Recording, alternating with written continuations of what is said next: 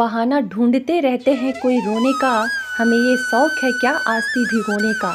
अगर पलक पे है मोती तो ये नहीं काफ़ी, हुनर भी चाहिए अल्फाज में पिरोने का।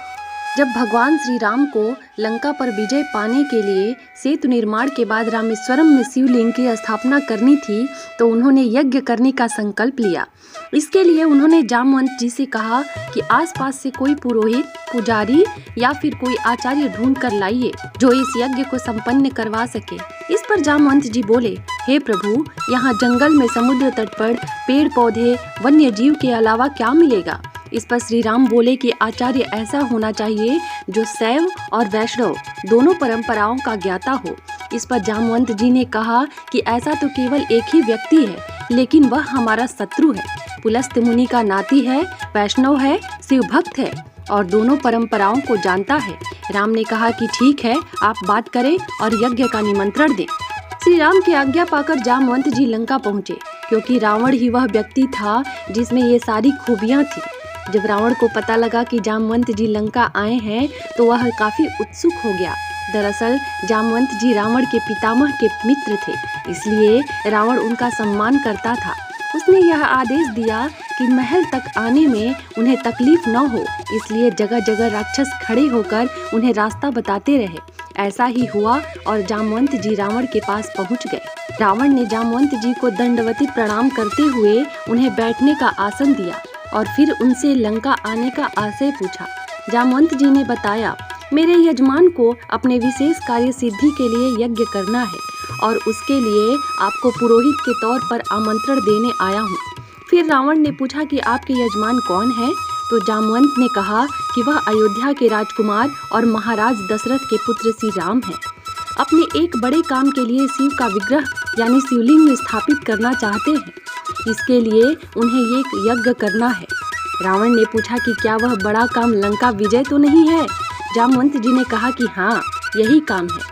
रावण ने निमंत्रण स्वीकार करते हुए यज्ञ में आने की हामी भर दी। रावण द्वारा न्योता स्वीकार करने के बाद जामवंत जी ने पूछा कि यज्ञ के लिए क्या क्या सामग्री चाहिए, इसके बारे में आप मुझे बता दें। इस पर रावण बोला कि जब यजमान वनवासी हो तो शास्त्रों के अनुसार यह पुरोहित का कर्तव्य है कि वह सभी सामान की व्यवस्था करे। तो आप चिंता न करें, मैं सब सामान अपने साथ लेकर आऊँगा। बस आप मेरे यजमान को बोल दीजिएगा कि वह स्नान करके व्रत के साथ यज्ञ में बैठ जाएं। शास्त्रों में यज्ञ अर्धांगिनी के बिना पूर्ण नहीं माना जाता, इसलिए रावण सीता के पास भी गया। रावण ने अशोक वाटिका में पहुंचकर सीता को बताया कि तुम्हारे पति राम लंका पर विजय पाने यज्ञ करना चाहते हैं और पुरोहित मुझे चुना है, तो यज्ञ की सारी व्यवस्था के साथ उनकी अर्धांगिनी को भी उपलब्ध करवाना मेरा कर्तव्य है। इसलिए तुम इस पुष्पक विमान में बैठ जाओ, लेकिन ध्यान रखना कि वहाँ भी तुम मेरे कैद में ही रहोगी। यह सुनकर देवी सीता ने रावण को आचार्य मानकर प्रणाम किया और बोला कि जो मेरे स्वामी के आचार्य हैं वह मेरे भी आचार्य हुए। रावण ने भी सीता को अखंड सौभाग्यवती भव का आशीर्वाद दिया। इसके बाद जब रावण आचार्य के तौर पर देवी सीता को लेकर यज्ञ करवाने के लिए पहुंच गए, फिर हनुमान जी को पूजा के लिए शिवलिंग लाने को भेजा गया। पूजा में देर होने लगी तो आचार्य रावण ने कहा कि और विलंब नहीं किया जा सकता।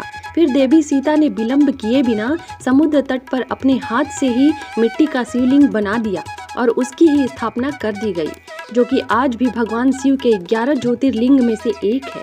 फिर कुछ देर बाद हनुमान जी भी अपना शिवलिंग लेकर आ गए तो राम ने कहा कि अब तो शिवलिंग की स्थापना हो चुकी है।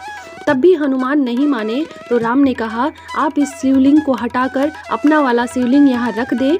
लेकिन हनुमान जी उस शिवलिंग को नहीं हिला सके, तो उनका वाला शिवलिंग भी वहीं पास में ही स्थापित कर दिया गया। आज भी हनुमान जी द्वारा स्थापित शिवलिंग वहाँ स्थित है, जिसे हनुमानेश्वर के नाम से जाना जाता है। यज्ञ संपन्न होने के बाद राम और सीता ने आचार्य रावण को प्रणाम किया और दक्षिणा मांगने को कहा। रावण ने कहा कि आप वनवासी हैं तो मैं आपसे दक्षिणा नहीं ले सकता, मेरी दक्षिणा आप पर उधार रही। राम ने कहा कि आचार्य अपनी दक्षिणा बता दें ताकि समय आने पर हम देने के लिए तैयार रहें। रावण ने दक्षिणा के रूप में कहा कि जब मेरा अंतिम समय आए तो मेरा यजमान मेरे सामने रहे। यह कहकर रावण देवी सीता को अपने साथ वापस पुष्पक विमान में लेकर चला गया। वीडियो पसंद आए तो लाइक और सब्सक्राइब जरूर कीजिए। Thank you, bye.